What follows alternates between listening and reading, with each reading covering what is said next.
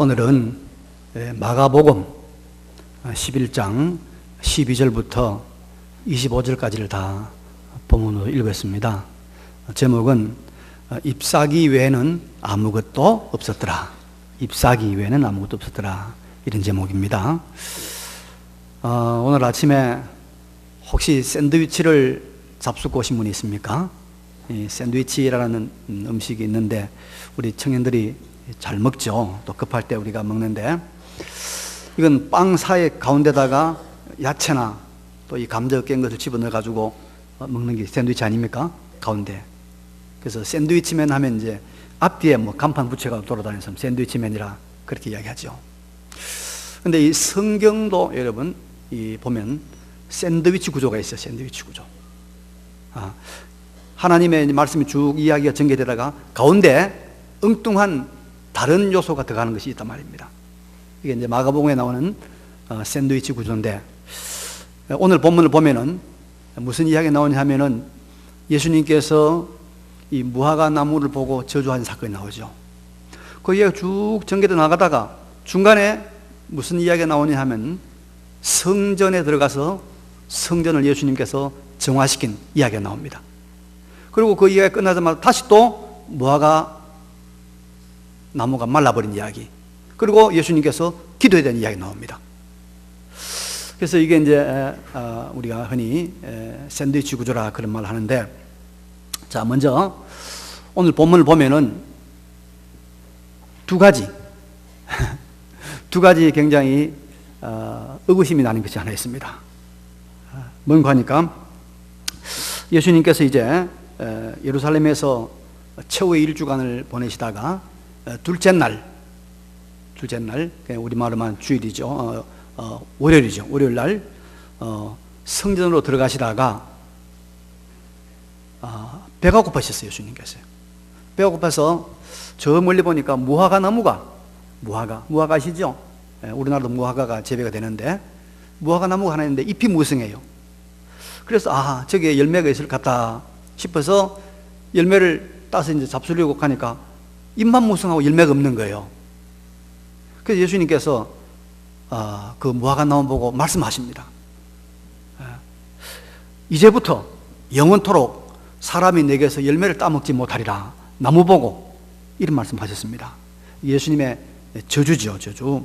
근데 이제 나중에 보니까 정말 예수님 말씀대로 그 나무에서 다시는 사람이 열매를 따먹지 못할 그런 형편이 됐단 말이에요. 나무가 뿌리째 말라버린 거예요. 완전히 나무가 말라서 죽어버린 겁니다. 자, 그런데 그 말씀을 하셨는데 무슨 이야기가 나오냐 하면은 그렇죠. 13절 끝에 보니까 보신 적 잎사귀 외에는 아무것도 없더라. 이는 무화과의 때가 아닙니다.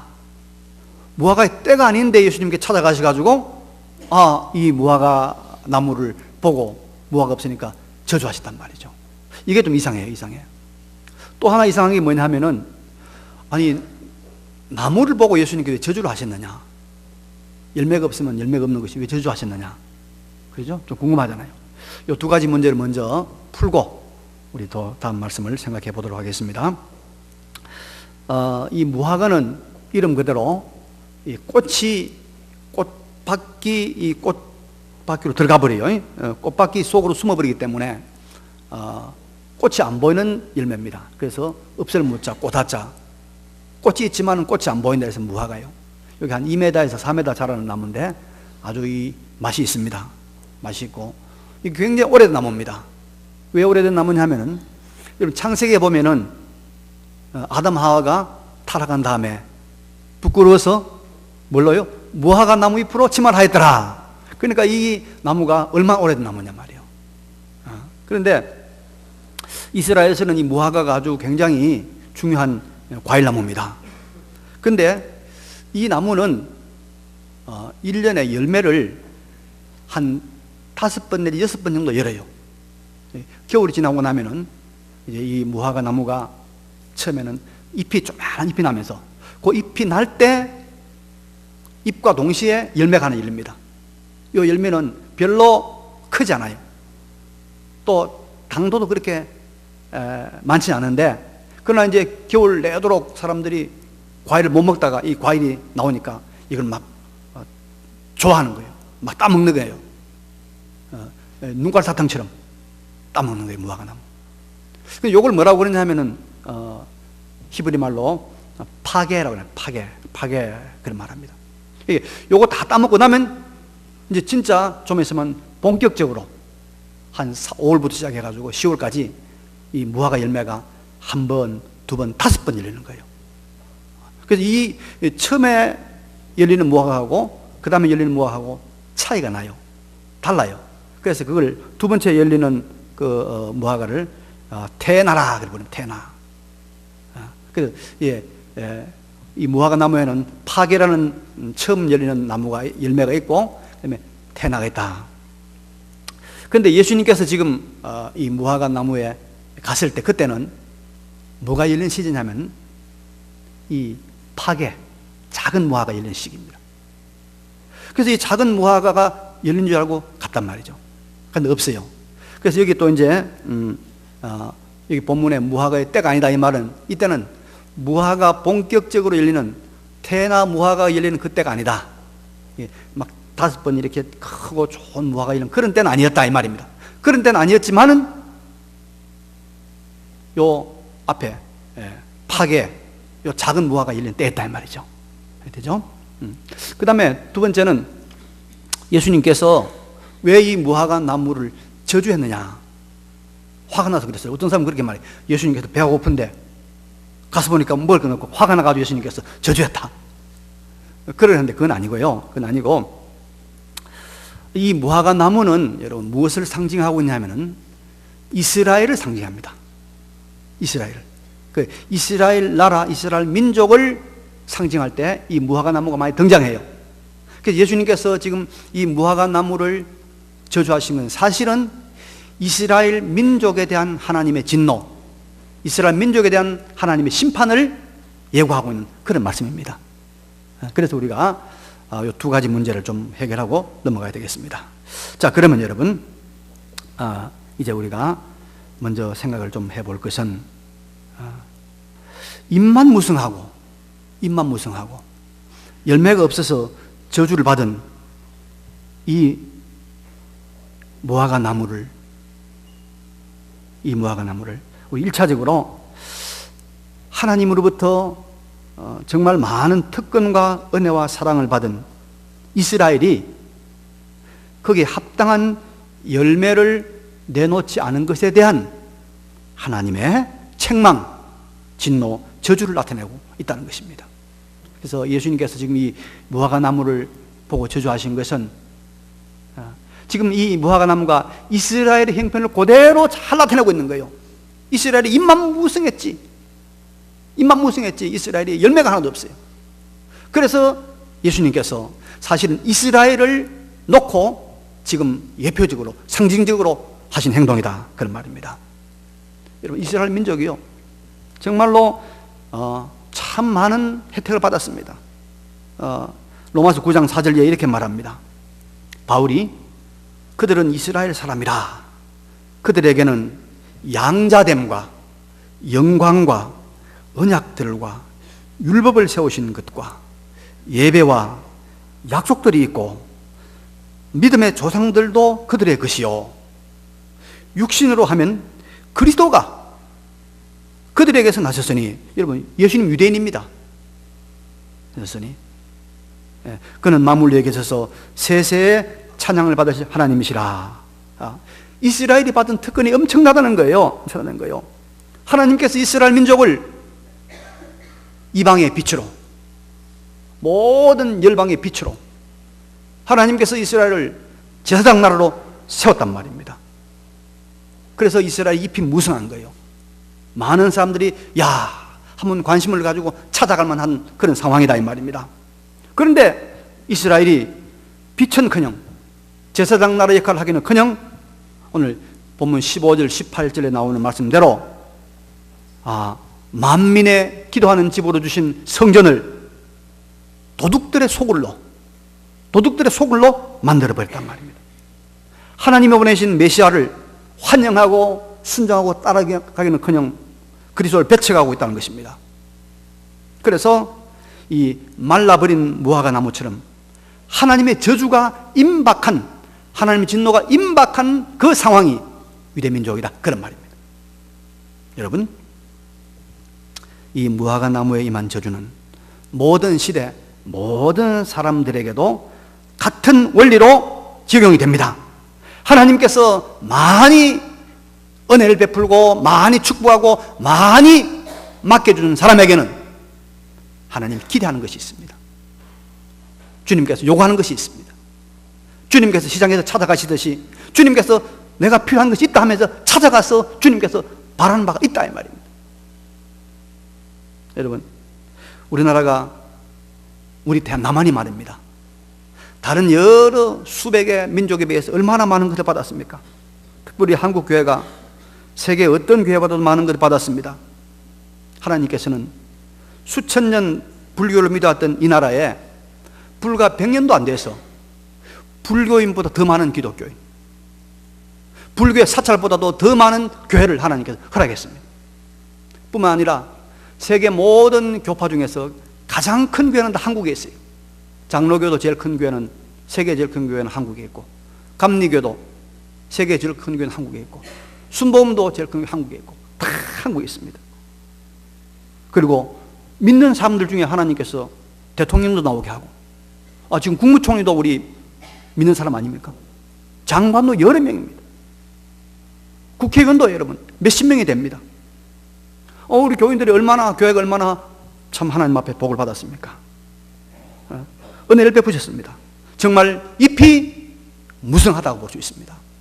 그런데 여러분, 주님이 잎이 무성한 무화과 나무 가지를 향해서 가셨어요. 왜 가셨습니까? 시장에서 주님의 배를 좀 채우려고, 주님이 필요한 것을 좀 얻으려고 갔단 말이죠. 주님이 바라는 바가 있어서 가신 것입니다. 기대하는 바가 있어서 갔다, 이 말입니다. 그 주님의 기대와 소망을 저버린 무화과 나무는 어떻게 됐습니까? 말라버렸습니다. 완전히 말랐습니다. 뿌리채 말라버렸습니다. 똑같습니다. 이런 일들은 역사 속에 그대로 다 반복이 되고 증명이 되었습니다. 여러분, 소아시아 지역이 교회가 번성했었습니다. 우리 성경에 나오는 신약 성경에 많은 교회들이 소아시아 지금 터키 지방 아닙니까? 잎이 무성했죠. 그러나 주님이 원하시는 열매를 맺지 못했기 때문에 말라버렸습니다. 지금 씨도 없습니다. 로마 제국이 기독교 나라였습니다. 그런데 열매를 맺지 못하니까 로마 제국도 지금 역사에 사라지고 말았습니다. 유럽이 그럽니다. 영국이 여러분 해가 지지 않는 나라였습니다. 해가 지지 않는 나라, 전 세계 수많은 식민지를 거느린 해가 지지 않는 나라였는데 주님이 원하신 열매를 내놓지 못하니까 영국이 점점 시들어가고 말라가고 있지 않습니까? 미국도 지금 그런 길을 걷고 있습니다. 한국교회도, 우리 한국 민족도 이런 길을 걷지 말라는 법이 없습니다. 우리 모두가 예수님 믿고 내가 받은 이 하나님의 은혜와 축복 앞에서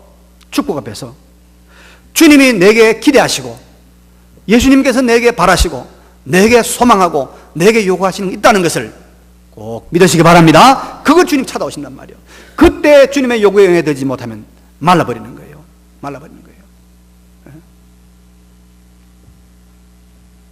주님이 찾아오십니다. 열매가 있나 없나? 내가 이렇게 잎을 무성하게 이렇게 잘 해주는데 물질도 가정도 시대도 평화도 다 주었는데 먹을 것이 좀 있나? 열매가 있나? 찾아오신단 말이에요. 없으면 주님이 뭐래요? 영원토록 사람들이 내게서 열매를 따지 못하리라 말라버린단 말이에요. 우리 입만 무성하지 말고 주님이 원하시는 주님의 요구에 열매를 맺혀드리는 우리의 삶이 되시기를 바랍니다. 그러면 여러분, 주님이 이 잎이 무성한 무화과 나무에 바라시는 것이 무엇이었죠? 주님의 시장길을 채워줄 수 있는 무화과 나무의 열매였습니다. 열매. 주님은 잎을 원하지 않았어요. 열매를 원했어요. 열매를 원했단 말이에요. 잎을 무성하게 했지만은 잎을 원하지 않고 주님은 열매를 원했다. 여러분, 우리 일반적으로 열매와 잎이 무엇이 다릅니까? 일반적으로 잎은 보기에는 좋습니다. 그죠? 잎은 여러분 거칠해, 허세, 흐래 이런 걸 말합니다. 열매는 뭐죠? 열매는 알맹이, 실속, 실제다 이 말이에요. 일반적으로 그렇습니다. 예. 그래서 여러분 우리가 이것도 좀 깨달을 필요가 있어요. 주님은 우리 모두가 좀 실제적인 사람이 되길 원합니다. 실제적인 걸 추구하기 원해요. 외식, 외모, 흐레허식, 허풍 이런 잎은 좀 치우고 열매, 실속, 실제 그걸 주님은 원하신다 이 말이에요. 일반적으로 그렇죠. 예. 제가 무슨 통계를 보니까 우리나라의 청소년들의 50%인가 미래에 뭘 하고 싶느냐 물으니까 연예인 하고 싶대. 인기 있는 연예인. 여러분 인기 있는 연예인 될 수 있는 확률이 몇 프로나 되는지 압니까? 0.00001%야. 0.1%. 그런 인기 있는 연예인 되면 얼마나 여러분 뜹니까? 매스컴에 나오고 얼마나 좋습니까? 그 잎이란 말이에요. 잎. 예. 근데 기술을 배우고 공부하면요, 제가 보니까 한 80 내지 90%는 다 실속 있는 삶을 살아요. 그러고 여기 전부 다 제가 연예인 하지 말라는 건 아닙니다. 재능 있는 분 하세요. 얼마든지. 하지만은 실속 있는 하라 이 말입니다. 그럼 여러분, 정말로 주님이 원하시는 열매가 무엇일까요? 진정한 실속, 영원한 실제는 무엇일까요? 에베소 5장 9절에 보니까 빛의 열매는 모든 착함과 의로움과 진실함에 있느니라. 열매가 모든 착함과 의로움과 진실함에 있다 했어요. 빌립보 1장 11절에 보니까 예수 그리스도로 말미암아 의의 열매가 가득하여 하나님의 영광과 찬송이 되기를 원하노라. 의의 열매를 말하고 있습니다. 의의 열매. 결정적으로 갈라디아서 5장 22절 23절에 보니까 열매라는 말이 나오는데요, 오직 성령의 열매는 사랑과 희락과 화평과 오래 참음과 자비와 양선과 충성과 온유와 절제니라. 그래서 성경이 가르치고 있는 주님이 원하시는 열매는 바로 이런 열매들입니다. 이런 열매. 뭐죠? 인격의 열매, 의의 열매, 삶의 열매, 성품의 열매. 그걸 주님께서는 원하고 계시다 이 말입니다. 무화과 나무에게는 이 파괴라는 무화과 열매가 은혜지만 우리를 향하여 주님이 바라시는 열매는 바로 성령의 열매, 성령의 열매, 의의 열매, 빛의 열매, 인격의 열매. 이거 원하고 계신다. 그래서 이게 없으면 주님께서 영원토록 내게서 사람의 열매를 따먹지 못하라 저주하여 말라버린다 이 말이에요. 여러분, 우리가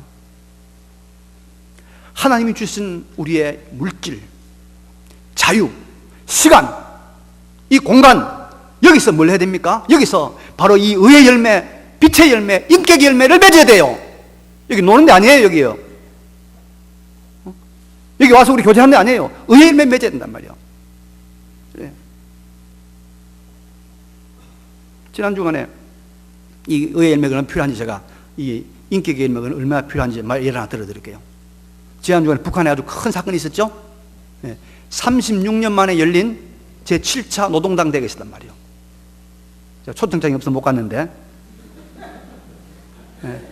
초청장이 있으면 제가 가려고 그랬어요. 근데 여기 아주 주목할 사람들이 8명 있습니다. 주목할 사람들. 뭐냐면 36년 전에 김일성 때 노동당 대회 때 거기에 이름 올랐던 사람들, 그때 권력 서열에 있던 사람들이 8명이 이번에 36년 후에도 살아남았어요. 대단하죠, 여러분. 대한민국에도요, 장관 여러분 2년 3년 힘듭니다. 대통령 5년면 끝이잖아요. 5년. 근데 36년 동안 북한 권력 누리는데요, 김영남이라는 사람 88세입니다. 최고인민회의 상임위원장입니다. 김기남 87세인데 당 선전비서.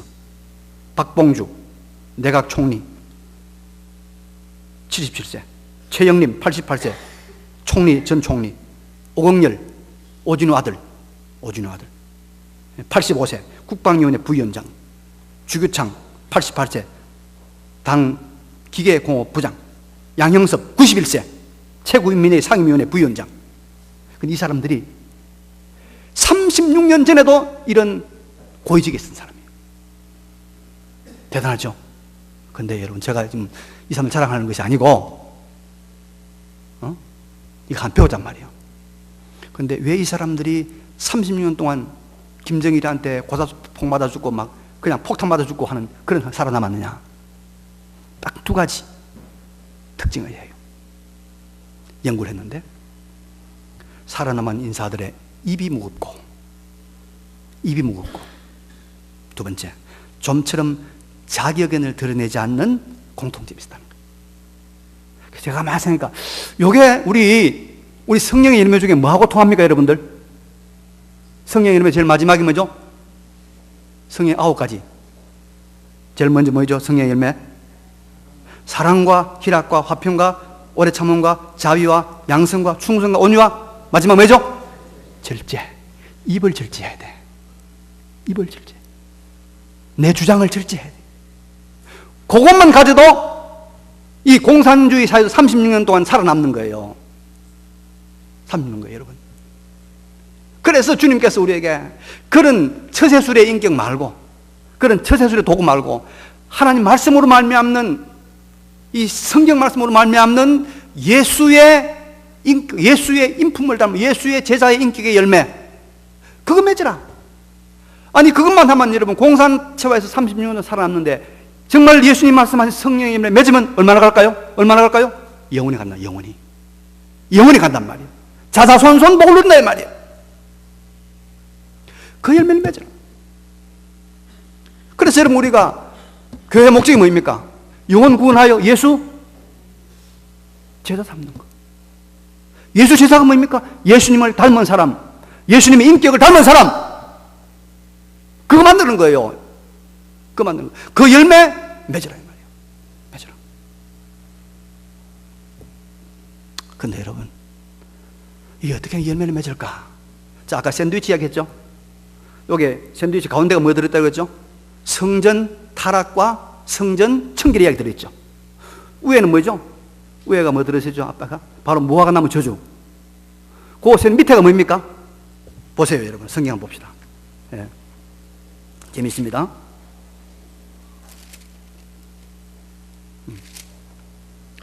자, 20절 보니까, 20절, 그들이 아침에 지나갈 때 무화과 나무가 뿌리채 마른 것을 보고, 다시 나옵니다.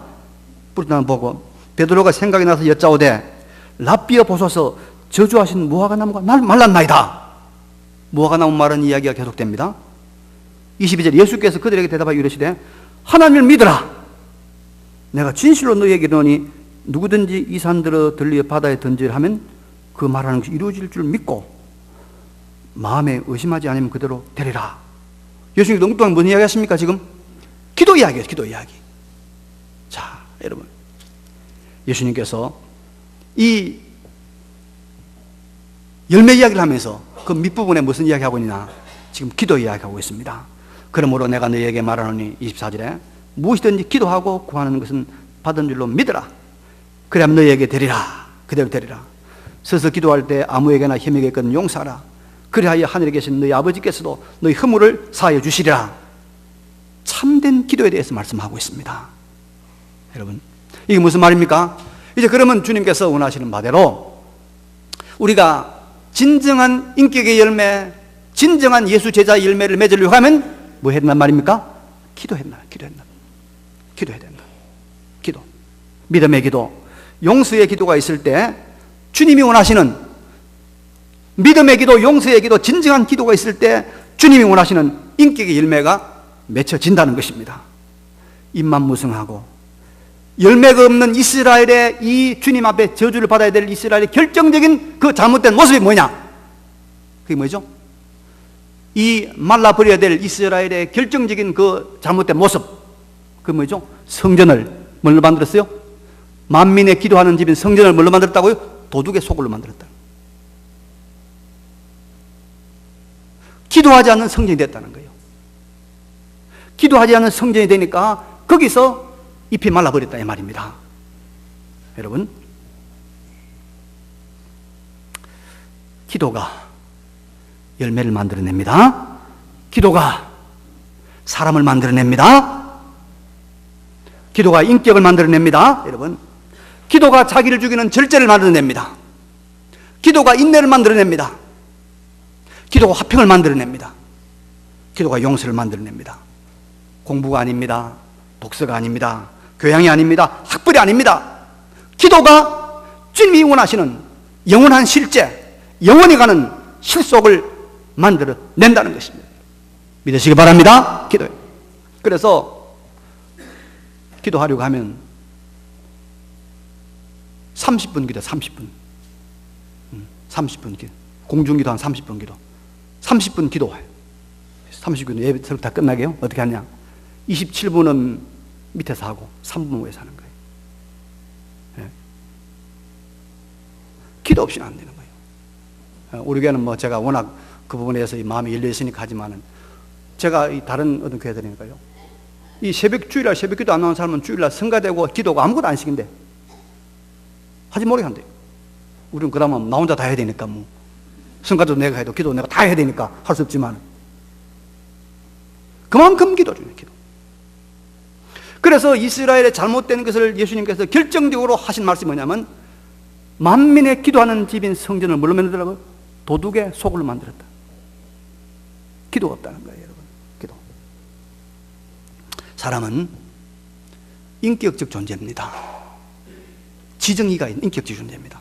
그래서 우리가 인격체를 만날 때 영향을 받게 되어 있습니다. 그래서 우리 기도를 통하여 가장 위대하신 인격자 하나님을 만나면 그때 비로소 우리가 변화되는 거예요. 달라지는 거예요. 사람이 거룩해짐을 얻게 된다 이 말입니다. 우리 교회 생활하면서요, 두 인격체를 만납니다. 교회 오면요, 하나님을 만나는 곳입니다. 또 누굴 만납니까? 교회 오면 성도를 만납니다. 그래서 하나님을 만나는 것은 뭐입니까? 기도하는 것입니다. 성도를 만나는 것은 뭐죠? 교제하는 것입니다. 그래서 교회 오면 똑 두 가지 해야 돼요. 기도하고 그 다음에 성도들과 교제하고 교통해야 됩니다. 그런데 기도가 전제되지 않고 교제만 하면, 기도가 없이 사람들끼리 만나면 이거는 사교장이 되는 거예요. 저 미국에 있는 한인교회들은 김치 먹으러 오는, 김치 먹으러. 외롭고 힘드니까 김치 먹으러 교회 오는 거예요. 우리 그냥 뭐 정보 전달하는 그런 나눔의 장벽 안 됩니다. 기도가 없이는 여러분, 우리가 진정한 하나님 앞에서의 변화, 또 우리가 거룩해짐이 없습니다. 기도하고 사람 만나면 그 사람을 통하여 내가 변화됩니다. 배울 것이 나타납니다. 기도하고 여러분 자연을 보면 그 자연을 통하여 내가 변화가 생깁니다. 그러나 기도 없이 사람 만나고 기도 없이 우리가 자연을 만나면 우리에게 아무런 변화가 없습니다.